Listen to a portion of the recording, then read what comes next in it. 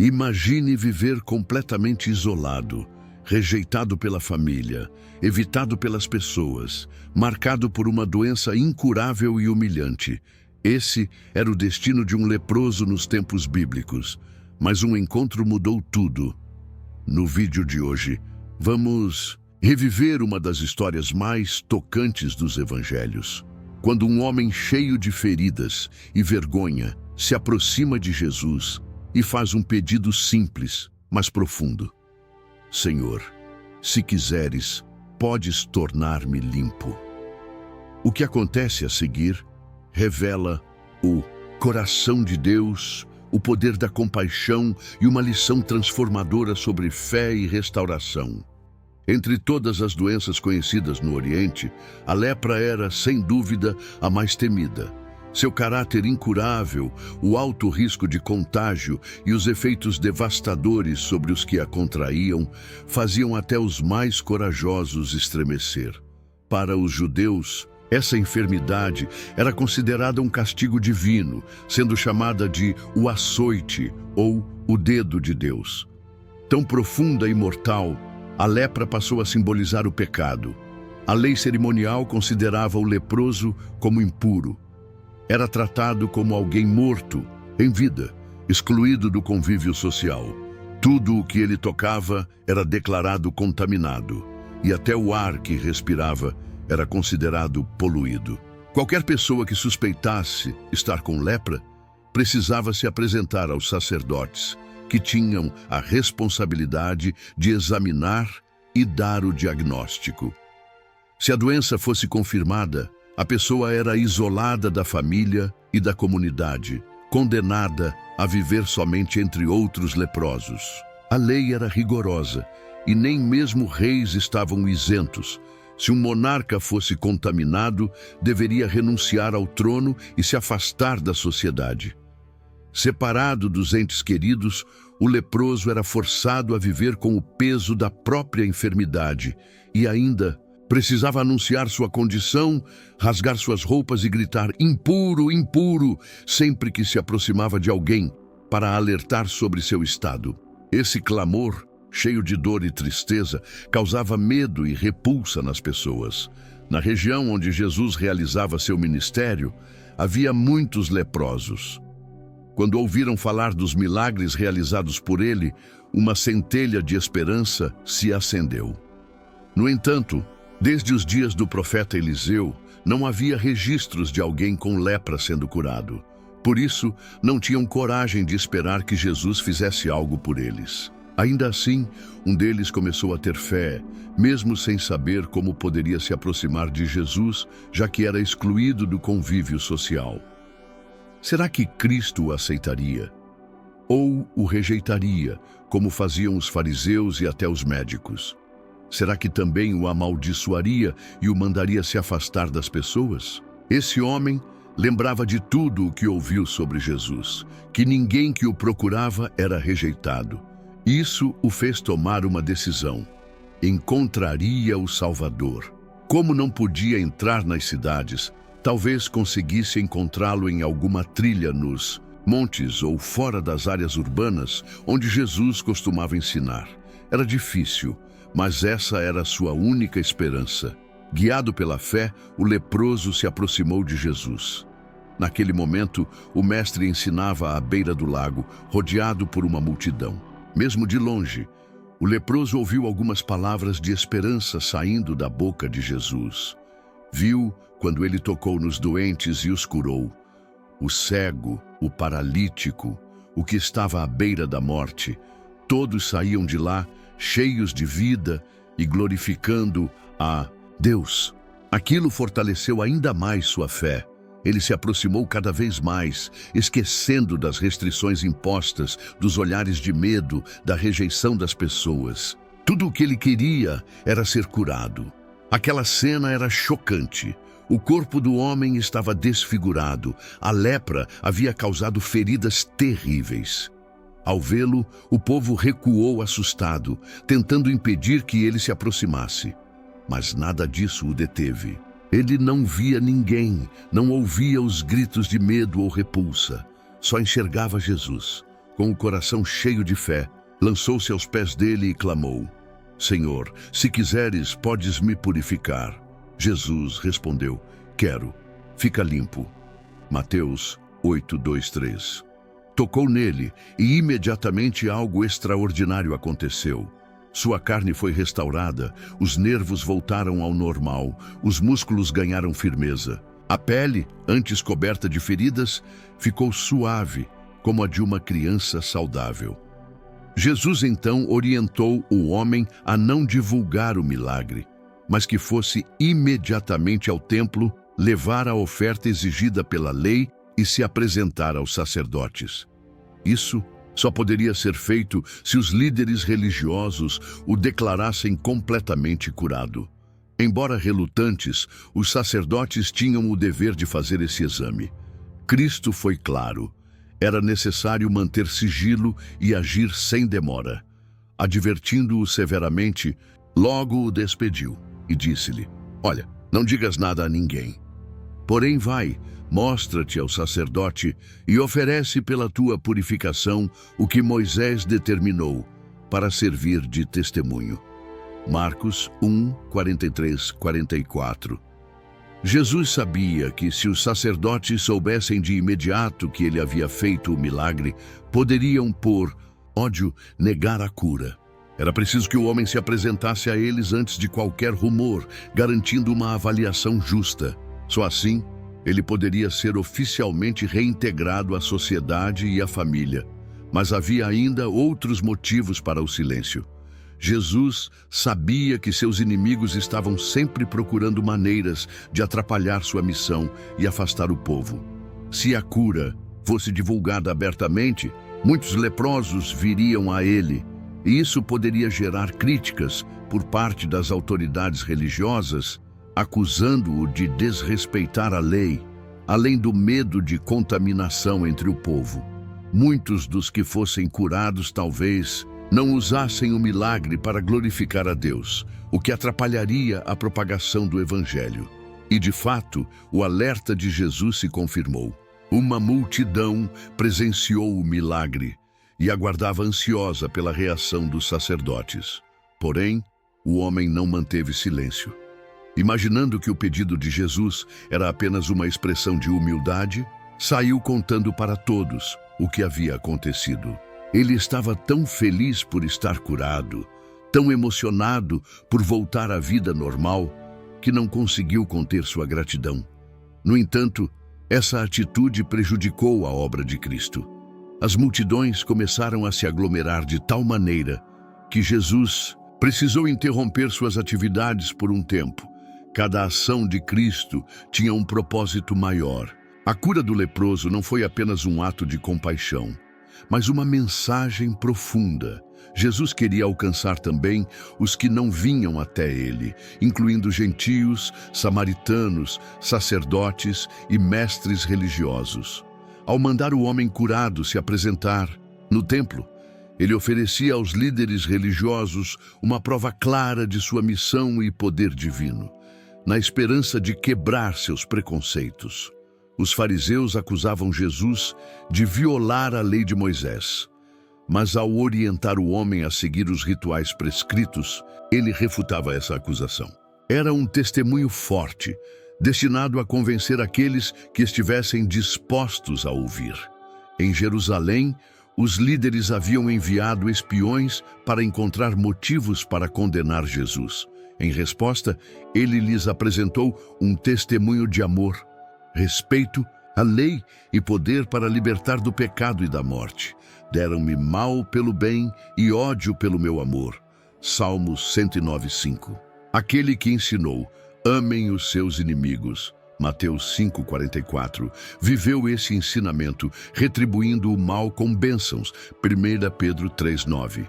Os mesmos sacerdotes que haviam banido o homem por causa da lepra, agora confirmavam sua cura. Esse ato público era uma prova viva do poder de Cristo. Reintegrado à comunidade, o homem ofereceu sua oferta e glorificou o nome de Jesus. Os sacerdotes sabiam que aquilo era um milagre. Tiveram a oportunidade de aceitar a verdade. Se a rejeitassem, essa luz não voltaria mais. Muitos recusaram, mas outros foram tocados, mesmo que não demonstrassem isso de imediato. Mais tarde, após a ascensão de Jesus, muitos sacerdotes creram. Grande número de sacerdotes obedecia à fé. Atos 6:7. A cura da lepra ilustra o que Jesus faz ao libertar o ser humano do pecado.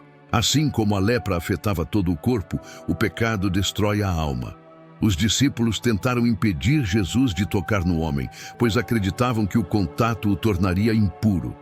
Mas, quando Jesus tocou o leproso, em vez de se contaminar, transmitiu vida e cura. O mesmo acontece com o pecado, profundamente enraizado, mortal e impossível de ser vencido por esforço humano. Desde a cabeça até os pés não há nada saudável, só feridas, inchaços e chagas abertas. Isaías 1:5-6. Mas Jesus, vivendo entre nós, não foi corrompido. Sua presença cura e restaura. Quem se ajoelha diante dele com fé, dizendo: Senhor, se quiseres, podes me purificar. Ouve a resposta cheia de graça: quero, fica limpo. Mateus 8:2-3. Em alguns casos, Jesus não concede imediatamente a bênção pedida. Mas quando se trata de perdão, a resposta é sempre imediata. Deus pode até demorar em responder orações por bens materiais, mas quando pedimos libertação do pecado, Ele está sempre pronto. É da sua vontade nos perdoar, nos tornar seus filhos e nos ajudar a viver uma vida santa. Cristo se entregou por nossos pecados para nos livrar deste mundo mau. Gálatas 1:4. E se pedirmos algo segundo sua vontade, Ele nos ouve. 1 João 5:14-15. Se confessarmos nossos pecados, Ele é fiel e justo para nos perdoar e nos purificar. 1 João 1:9. Essa mesma lição foi ensinada por Jesus ao curar o paralítico de Cafarnaum. O milagre foi realizado para mostrar que Ele também tem poder para perdoar pecados. Essa cura também traz esperança e serve de advertência, especialmente aos fariseus. Assim como o leproso, o paralítico havia perdido a esperança de cura. Sua doença era consequência de uma vida de pecado, e o remorso agravava seu sofrimento. Por muito tempo, ele buscou ajuda dos líderes religiosos, mas foi rejeitado. Consideravam-no um condenado por Deus. Muitos daqueles que se julgavam santos, na verdade, eram mais culpados que ele. O homem estava desesperado, sem forças e sem perspectiva, mas então ouviu falar de Jesus. Ficou sabendo que outros, tão pecadores quanto ele, haviam sido curados, até leprosos. Isso acendeu uma esperança em seu coração. Mas logo veio o medo. Será que Jesus o aceitaria? Será que ele suportaria a presença de alguém tão impuro? Mais do que a cura física, o que o paralítico desejava era perdão, alívio da culpa, paz com Deus. Se pudesse apenas ver Jesus, sentir seu perdão, estaria disposto a viver ou morrer, conforme a vontade divina. Rogou aos amigos que o levassem até o Salvador. Eles aceitaram prontamente, mas ao chegarem, encontraram a casa lotada. Era impossível entrar ou sequer chegar perto de onde Jesus estava, ensinando na casa de Pedro. Jesus estava ensinando na casa de Pedro. Como era de costume, os discípulos estavam sentados bem perto dele, formando um círculo. Também havia ali fariseus e mestres da lei, líderes religiosos que tinham vindo de todas as partes da Galileia, da Judeia e até de Jerusalém. Essa reunião tão diversa mostrava como a influência de Jesus já estava se espalhando por toda a região. O Senhor, com seu poder divino, estava presente para curar e transformar vidas. De repente, o ambiente foi interrompido por uma agitação incomum. Pessoas tentando entrar, uma movimentação no telhado. Algo diferente estava prestes a acontecer. 4 homens traziam um paralítico em uma maca. Eles tinham tentado entrar pela porta, mas a casa estava lotada, impossível passar. Então, com fé e ousadia, subiram ao telhado. Abriram uma parte dele e, com cuidado, desceram o amigo bem no meio da sala, aos pés de Jesus.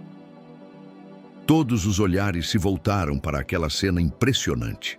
A expressão do paralítico revelava sofrimento, mas também esperança. Ele não buscava apenas cura física. Seu maior desejo era ser perdoado, ter paz com Deus. E Jesus, conhecendo seu coração, disse palavras que surpreenderam a todos. Filho, os teus pecados estão perdoados. Os fariseus ficaram chocados. Em seus pensamentos, murmuravam: como ele pode dizer isso? Isso é blasfêmia. Só Deus pode perdoar pecados. Mas Jesus conhecia os pensamentos deles e com serenidade respondeu: por que vocês estão pensando assim? O que é mais fácil dizer: seus pecados estão perdoados, ou levante-se e ande. Mas para que vocês saibam que o Filho do Homem tem autoridade na terra para perdoar pecados. Ele se virou para o paralítico e disse: levante-se, pegue sua maca e vá para casa. Imediatamente, o homem se levantou diante de todos, pegou sua cama e saiu, glorificando a Deus. As pessoas ficaram maravilhadas e cheias de temor, dizendo: hoje vimos coisas extraordinárias. Esse milagre foi mais do que uma cura física. Foi uma prova do poder de Jesus para restaurar completamente a vida, corpo, mente e espírito. Ele mostrou que o perdão é a maior necessidade humana e que, quando confiamos nele, somos libertos do peso da culpa e da enfermidade da alma. A multidão ficou em choque. Eles tinham visto um homem completamente paralisado se levantar e sair andando como se nunca tivesse estado doente. Mas mais do que isso, viram Jesus declarar perdão a alguém, algo que para eles apenas Deus poderia fazer. Ainda assim, a simplicidade e o poder com que Jesus agiu deixaram todos sem argumentos. Os fariseus não podiam negar o milagre que acabara de acontecer diante de seus olhos. Mesmo assim, não aceitaram a autoridade de Jesus. Eles se recusavam a ver ali o Filho de Deus. Para eles, a ideia de que alguém tão simples e sem posição religiosa pudesse ter tanto poder era inaceitável. Seus corações estavam endurecidos pela tradição e pelo orgulho. Jesus, por outro lado, via além da aparência. Ele enxergava as necessidades mais profundas das pessoas. O paralítico que havia sido curado agora caminhava leve, não só porque seu corpo tinha sido restaurado, mas porque sua alma havia sido liberta da culpa. E esse era o verdadeiro milagre. A casa de Pedro se tornara um lugar de glória, pois o céu se fez presente ali. Cada pessoa que saiu daquele ambiente levou consigo algo para pensar. Quem é esse que tem poder sobre a doença e até sobre o pecado? Depois desse episódio, Jesus saiu e continuou seu ministério. Ao passar por uma coletoria de impostos, viu um homem chamado Mateus, também conhecido como Levi, sentado e trabalhando. Jesus apenas disse: siga-me. Imediatamente, Mateus deixou tudo para trás e seguiu Jesus. Ele era cobrador de impostos, profissão desprezada pelos judeus, visto que esses homens eram considerados traidores por trabalharem para Roma. Mas Jesus via valor onde os outros só viam rejeição. Mais tarde, Mateus ofereceu um grande banquete em sua casa para Jesus. Muitos cobradores de impostos e pessoas consideradas pecadoras vieram participar da refeição. Os fariseus, ao verem isso, ficaram escandalizados. Diziam aos discípulos: por que o mestre de vocês come com cobradores de impostos e pecadores? Jesus, ouvindo isso, respondeu com firmeza e compaixão: os que estão saudáveis não precisam de médico, e sim os doentes. Eu não vim chamar os justos, mas os pecadores ao arrependimento. Essas palavras revelavam o propósito do ministério de Cristo: alcançar os que mais precisavam de esperança. Jesus não rejeitava os fracos, os marginalizados ou os desprezados. Ele se aproximava deles com amor e verdade, oferecendo restauração e dignidade. A verdadeira religião não consiste em aparência ou rituais frios, mas em compaixão, perdão e transformação de vida. O Evangelho de Jesus é uma mensagem para todos, especialmente para os quebrados, cansados e perdidos. Os fariseus ficavam cada vez mais incomodados com a forma como Jesus agia. Para eles, os rituais, as tradições e as regras rígidas eram o centro da fé. Já Jesus colocava as pessoas em primeiro lugar, especialmente as que mais sofriam e carregavam fardos pesados. Enquanto isso, os discípulos de João Batista também tinham dúvidas. Eles jejuavam com frequência e seguiam práticas rigorosas, mas percebiam que os discípulos de Jesus não faziam o mesmo. Então foram perguntar diretamente a Jesus: por que nós e os fariseus jejuamos, mas os teus discípulos não? Jesus respondeu com uma comparação. Por acaso os convidados de um casamento ficam tristes enquanto o noivo está presente? Vai chegar o momento em que o noivo será tirado, e então jejuarão. Com isso, Jesus estava dizendo que enquanto ele estivesse com eles, o próprio Messias, o noivo, era tempo de alegria e não de lamento. Mas ele também antecipava que haveria um tempo de sofrimento e separação. Em seguida, Jesus usou mais duas imagens para deixar ainda mais claro: ninguém costura um remendo novo em roupa velha, porque o remendo novo puxa o tecido velho e o rasga ainda mais. E ninguém coloca vinho novo em odres velhos, senão o vinho novo arrebenta os odres e se perde. Essas palavras tinham um significado profundo. Jesus estava dizendo que a nova vida que ele oferecia, baseada na graça, no amor e na verdade, não poderia ser colocada dentro das velhas estruturas religiosas cheias de regras e orgulho. Era preciso um novo coração, disposto a ser transformado. O Evangelho não era apenas uma reforma externa, mas uma revolução interior. A mensagem era clara. Não dava para continuar vivendo do mesmo jeito e simplesmente encaixar Jesus em um sistema antigo. Era necessário nascer de novo, aceitar algo totalmente novo e cheio de vida. Por onde passava, Jesus derrubava preconceitos, restaurava pessoas e mostrava que o reino de Deus não era feito de aparências, mas de verdade, humildade e graça. Os religiosos se escandalizavam, mas os pecadores se alegravam, pois encontravam esperança.